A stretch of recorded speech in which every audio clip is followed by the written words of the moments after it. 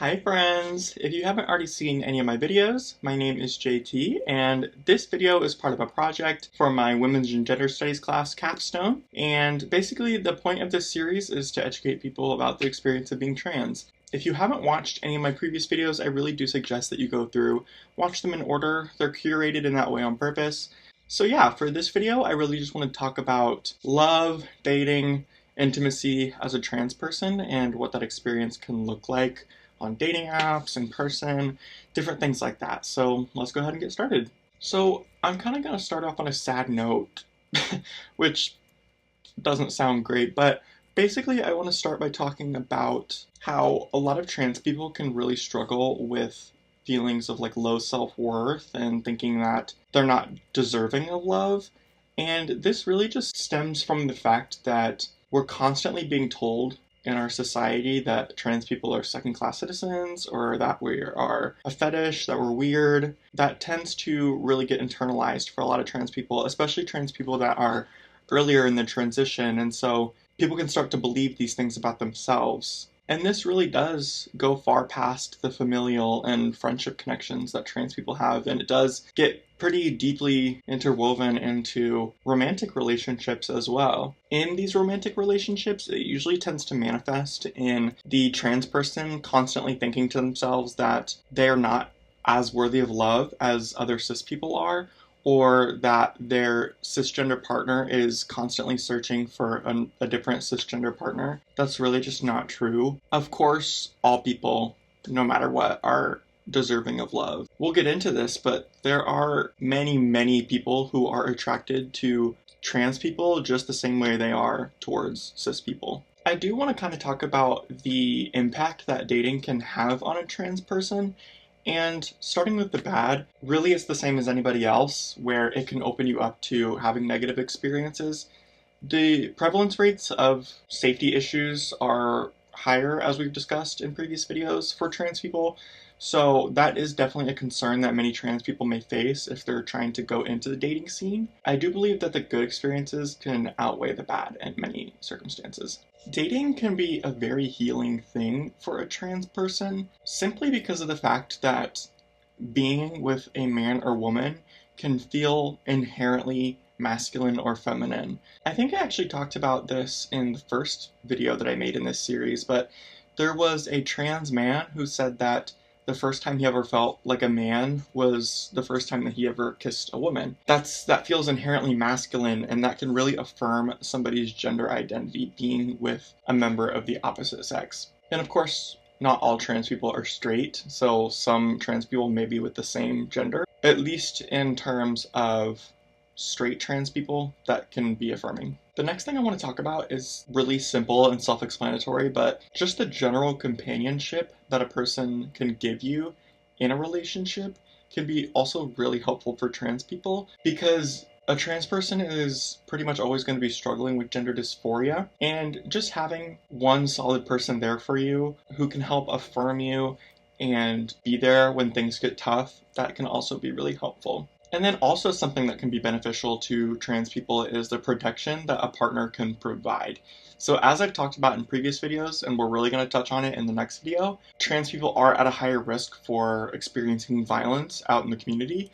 Having another person with you really mitigates that risk of being physically attacked in public or verbally harassed in the store or something. And so even if that does happen to you, somebody could be there to help protect you and take care of you after any of those events may happen. Next, I kind of want to talk about the experience of being on a dating app as a trans person, because it is really interesting and it can really vary widely depending on the app they're using, because of the different ways that they tend to categorize you or the people that you're interested.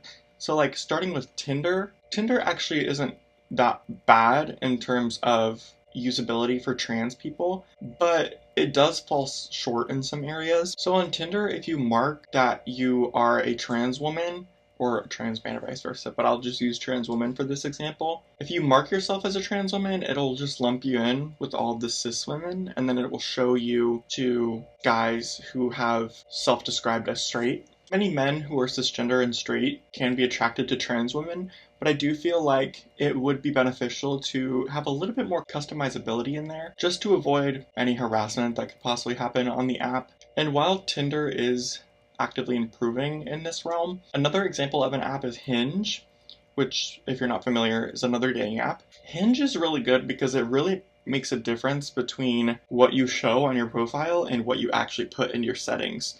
So, for example, a man can put that he is straight on his outward facing profile, but then he can also put that he is interested in seeing both men and women on his page. So, that's just one example.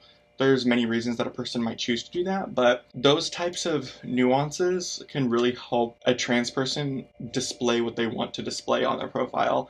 And another thing about Hinge that's really helpful is that by default it displays all of your characteristics. So like on Hinge, immediately on my profile it says trans woman, and that's clear from the get-go. Whereas on Tinder, you can actually make it to where it says that on your profile, but it is turned off by default, so you'd have to navigate through some pretty complex settings to find it, and most people don't have it on. If you want to learn more about how these dating apps kind of sort people based on their gender or sexual orientation, you can definitely go to the links in the comments. I will basically have the FAQ sections of their websites about gender and sexuality linked in the description below, so you guys can check those out. It's really interesting because in my experience being on dating apps, I tend to see mostly really conservative or Christian men that tend to like my profile. And that sounds kind of counterintuitive, especially because it's kind of the Christian and conservative men that feel so strongly about it to where they put it on their profile, but then they're going on to trans women's dating profiles and liking them and sending them messages. I see a lot of like hunters and construction workers that like my page, usually like these big burly men, which is kind of funny, but there is a stereotype that like men who pose as homophobic or transphobic and they are explicitly transphobic in their everyday lives are actually kind of attracted to trans people, and that might be one of the reasons that they criticize and harass trans people. And certain studies have backed this up. The research is limited, but there was a study by Beeman and Schechter in 2021 that I'll have linked below. Basically, some men may feel sexual attraction towards trans women, but then they feel a lot of internal shame because of how that may be viewed in society.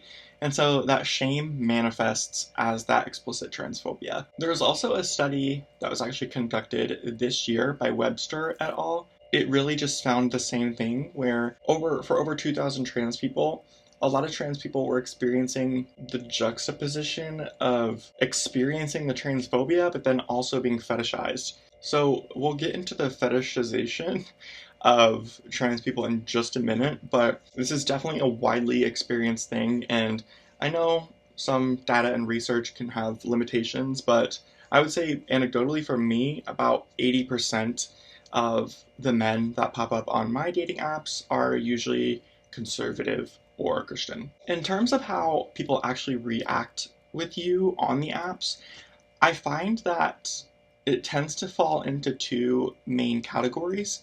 Either the men are very, very forward, like sexually, and they're only interested in intimacy, or once you match with them, they immediately unmatch with you, and either they unmatch with you or they block you, which I find is an interesting experience. It kind of hurts a little bit, even though they're strangers, right? But it's like, oh, you were ashamed. But that's kind of what I theorize, right? And it's kind of a niche experience. I'm not sure if there's dedicated research on this, but I kind of theorized that once they found out that I matched back with them, they kind of felt shame about the fact that they were attracted to me, and so they very quickly unmatched or blocked and then called it a day and kind of just forgot about it. That experience can kind of suck just because it feels like you are something to be ashamed of, and I'm feeling more and more confident in my identity, but a lot of trans women aren't. And so, especially with that feeling of feeling unlovable, that added feeling of people acting and feeling ashamed while talking to you doesn't feel great. Speaking of things that aren't so great, we'll now move on to over fetishization. That's a hard word to say. and chasers. Over-sexualization is something that I would go out on a limb and say that all trans women have experienced at some point, and it can kind of be on either end of the spectrum, where it is just kind of people hitting on you suggestively on dating apps, or even people experience being approached on the street being like, okay, how much can I pay you for your time? We'll get into the reasons of why that is, but just know that this is very prevalent for a lot of trans women especially, but all trans people. So I just mentioned the term chaser, and if you're not aware of what that means, basically it's a person who is solely interested in trans people for the sexual experience, and they don't really care about anything else. And I want to clarify that being a chaser does not mean that you're interested in being with a trans person. A chaser is somebody that is only interested in the sexual gratification aspect of being with a trans person, and then they'll pretty much drop you the next day. What's kind of shady is that chasers will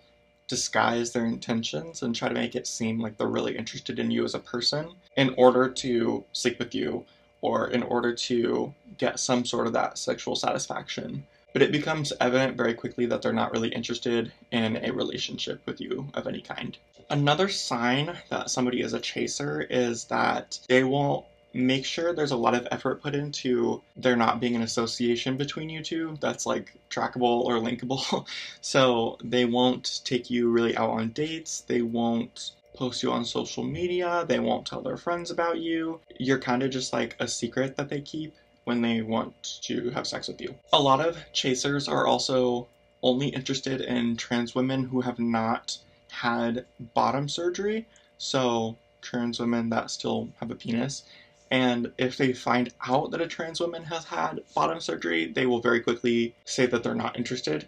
This isn't the case for all chasers, but a large majority of them.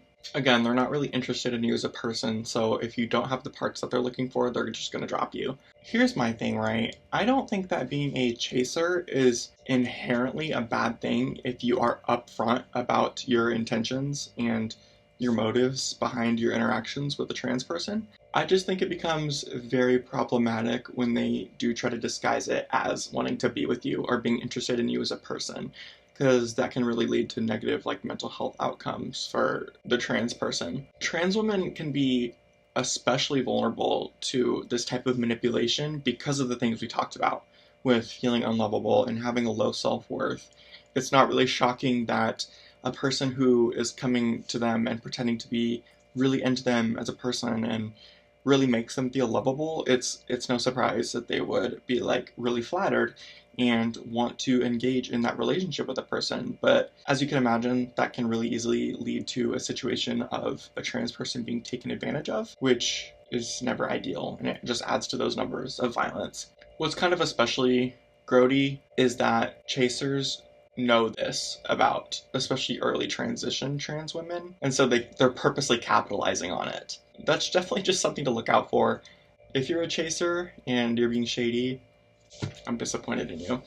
The objectification of trans bodies as a whole. I do want to clarify too, when referencing chasers, I know I talked a lot about the experiences of trans women. There is also the same thing for trans men, it's just at a lower rate, and I know that it's talked about a lot more in the trans community for cisgender men that are chasers for trans women. So that's why I kind of focused on that experience, but the opposite definitely does exist as well. Both chasers and pornography really lead to a strong sense of objectification of trans bodies. The really high prevalence of trans women in pornography really leads to the sense that trans women are something to be objectified, there's something to be used, there's something to be looked at. And while there are many trans women that choose to do sex work, this is not the case for all trans women, so not all trans women want to be objectified. If a trans person doesn't care at all about being objectified and they're also only interested in the sexual gratification of it all, power to them. A lot of trans people aren't, and so it's just something to be aware of. So of course I talked about feeling like you're not wanted because you're trans, but on the flip side of that, unfortunately, there is actually the experience of not being wanted because you're trans. Many trans people share the experience that a cis person that they were interested in initially did find them attractive and they were interested until they found out that the trans person was trans. And then they kind of lost interest and didn't pursue anything further. At the end of the day, this isn't really anybody's fault because attraction isn't something that can quite be controlled. It could be many factors that could lead a person to not be interested in dating a trans person, such as perception from friends and family, like personal shame, genital preferences, and wanting biological children. Of course, people shouldn't care what the people around them think, but not everybody's at that point, and not everybody's comfortable with that yet.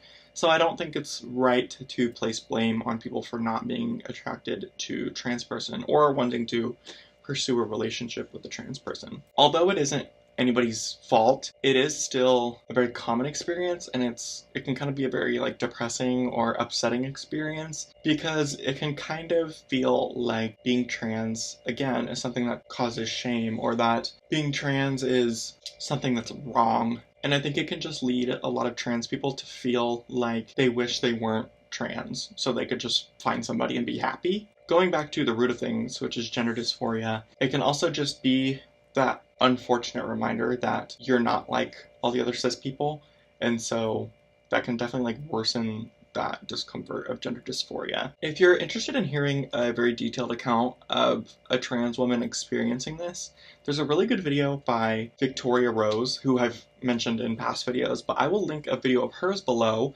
where she talks about her experience meeting a guy. They actually went on, I think it was 2 dates, and it was after the second date he found out that she was trans, just was no longer interested, and it's kind of just an unfortunate circumstance, and it's an unfortunate scenario. This does bring up the interesting question of when should a trans person disclose that they're trans to somebody that they're interested in. Contrary to popular belief, you can't actually tell a lot of the time when trans people are trans just from the way that they look, especially if we're talking about over an app. This is an important conversation to have, but from listening to others' experiences, I think I have come to the conclusion that the longer that you wait to disclose your trans identity to a person that you're interested, the more issues could arise.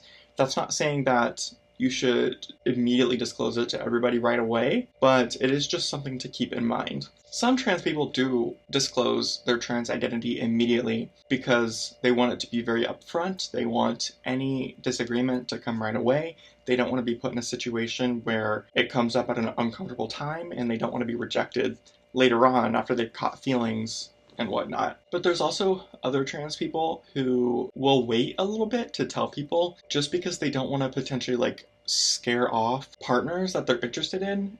You do have the ability to possibly open up somebody's mind who would have never thought that they were interested in trans people. So they may wait until like after the first date to tell somebody. And personally, I do think that both of these approaches are valid. Like I mentioned though, you could be putting yourself in more danger by waiting longer. Waiting any longer past the first date would get a little bit too uncomfortable for my liking, so I probably would never choose that option. I think something that's really important to talk about is that trans people really need to take advantage of the fact that we can have these conversations about disclosing our identity not in an in-person setting. And so I can call anybody I want. They're 100 miles away. I can tell them that I'm trans. I'm in no physical danger. I can do it over FaceTime. I can do it over text. I can do it over a phone call. There's really no reason for a trans person to disclose that in an in-person setting because of the risk that it can bring. Again, as I've mentioned so many times, you never really know how somebody is going to react to you coming out as trans. So I don't care if they think it's impersonal. I don't care what anybody says. You should really take the opportunity to do it over the phone, do it over FaceTime, or do it over text, because we do not need the dolls getting hurt. An interesting case scenario is, let's just take a trans woman who has had bottom surgery and they fully pass as a woman 100% of the time.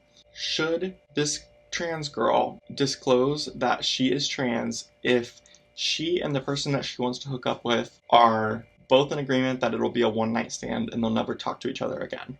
I wouldn't really say there's a right answer. I think that many people would say yes, she should disclose that because it's fair to him, or just say that he deserves to know. But there's also many people who would kind of disagree and say that it doesn't really matter and it doesn't really fundamentally change anything about the experience if he were to find out her medical history. My views are kind of conflicted. I wouldn't personally do this. I would always disclose it up front just because I don't want to be put in a situation where it's found out at a later point. But I bring up the example to show you how this question might not be black or white, and there is kind of a lot of nuance to these situations, and every single trans person's experience with disclosing their identity is going to look completely different depending on the circumstance. Okay, so we've talked about some negative things up until this point, but now we can start getting into the more comfortable and happy parts.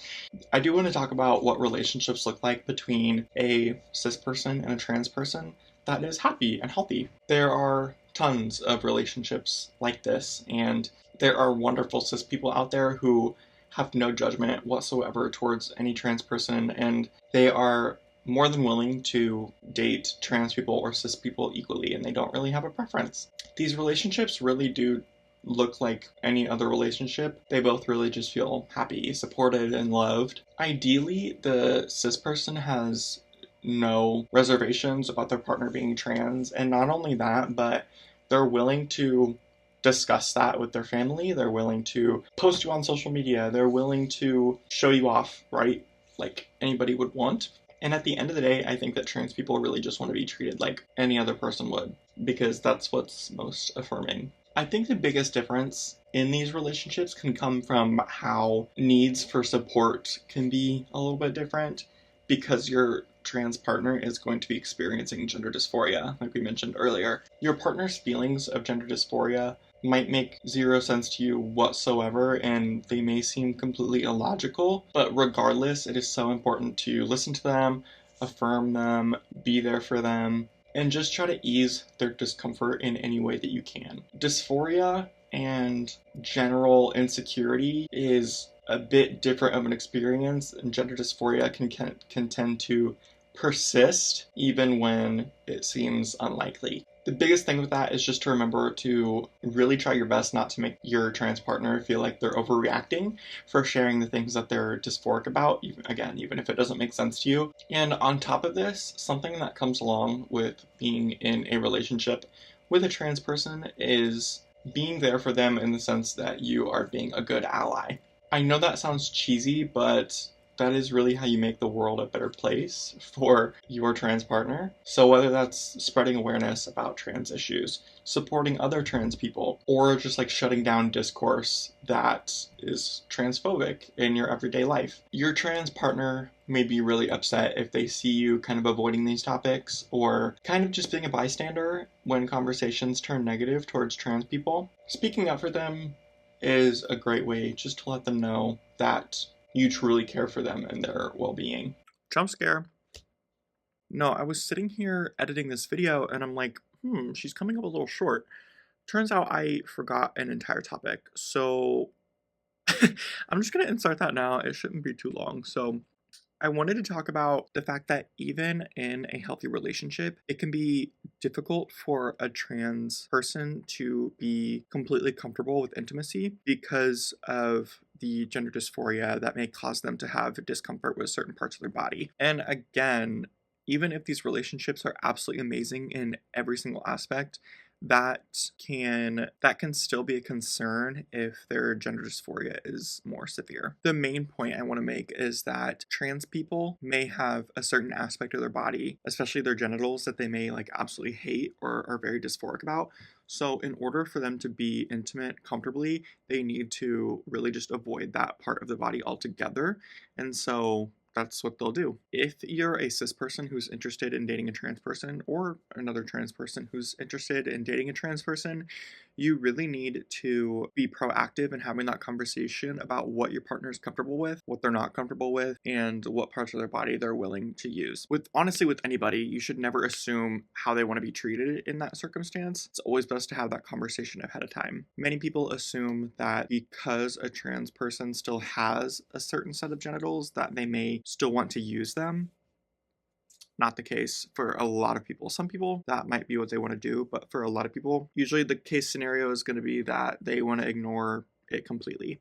So yeah, it's really not true that they likely want to use their parts. And then even if a person has had bottom surgery already, it is very likely that, especially if they're like newer to the recovery process, that they still will have issues being comfortable during intimacy, because that's a whole new part of your body that you got surgically reconstructed. So they may not feel completely comfortable knowing how to even use that part of their body yet, or they may feel nervous that they're going to mess something up if they decide to have sex with those parts. There may also be some more interesting examples, like let's take a trans woman, for example, like every single example in this video has been. Let's say she had a vulvoplasty, so she has the outward appearance of a vagina, but she doesn't have a functioning vaginal canal. Sex is going to look different. How are you going to have sex? That's something you need to figure out with your trans partner. That's not going to be intuitive, and that's not a problem by any means, but it's just not going to be straightforward, and it's not going to be something that you can assume that you know how to do things or how your partner wants to do things. I saved the best topic for last, and the last thing I want to talk about is T for T. Basically what T for T stands for is trans for trans, and this is referring to a trans person seeking out and being in a relationship with another person that is trans. There could be a wide range of reasons that a trans person decides to be in a relationship with another trans person, but a lot of the common experiences are that there's just like an overwhelming sense of being free and being non-judged, and overall just being completely understood for the first time. And this is because they both understand what gender dysphoria is and what it feels like, so they can better be there to support them and avoid things that may worsen their gender dysphoria. Additionally, these relationships can remove a lot of the anxieties surrounding being in a relationship with a cis person. Like I mentioned at the beginning of the video, a lot of trans people can feel when they're with a cis partner that their cis partner is always going to be looking for another cis woman and I'm never going to be good enough. And when you're in a relationship with another trans person, those feelings can sort of melt away just because you know that there's no judgment held for you at all in those relationships. Ultimately, many trans people just find T for T relationships being really comfortable and fulfilling. I just got Olive Garden breadsticks, I'm so happy. Anyway, I want to end off this video on the best note possible with a video of TikToker Sasha Allen, who was also on The Voice, by the way. He made this great video explaining his experience in being in a T for T relationship. So I'll play that now. I'm in a T for T relationship for the first time in my entire adult life. I met her and I was like, where's this been? This is obviously the vibe. Because when you're trans and you're with another trans person, they just see you, like to your core. A lot of being trans, I feel like, is focusing on how you're being perceived. And that makes dating really hard. Even in the way of like, trans guys will get this. Trans guys, it's very easy for us to come off as gay, very gay. Sometimes that can be weird if you like girls. And being raised female, socialized like female in your formative years, I don't know, it always made me insecure. Like, am I being too feminine? Or then am I like trying too hard to be masculine? Or like it was always so much focus in like talking to people or being in relationships. Like, how am I being perceived by like them or their family or their friends or whatever? And feeling like I was like just a anomaly that didn't make sense. Does that make sense? It probably doesn't. But being in a T for T relationship, like, it just like strips it all away. It's almost like genderless. Like suddenly, for the first time in my life, like none of that matters. Like it doesn't matter how like masculine or feminine I am, or like how I'm perceived or how I might come off to other people. It's literally just like I'm me and she's her, and that's it. I'm obsessed with it. I'm like really, really obsessed with it. If you've never heard of Sasha before, or you haven't heard any of his songs, I would highly recommend scrolling through his page. He just has so many good videos about the experience of being trans. Also, he makes good music, so might as well. But that pretty much wraps up my video on trans relationships, dating, and intimacy. And so, if you're trans, I hope that you related to some of the stuff I said. If you're not trans, or you're even anti-trans, I hope that you learned something. That is the point of this series. I hope to have taught you something about the experience of being trans, or maybe I taught you a new word, a new concept, and I hope that you are able to spread awareness in your life as well. So that pretty much wraps up everything, and I will see you guys in my next video, which will be my last in this series. So who knows if I'll keep making videos after, but bye!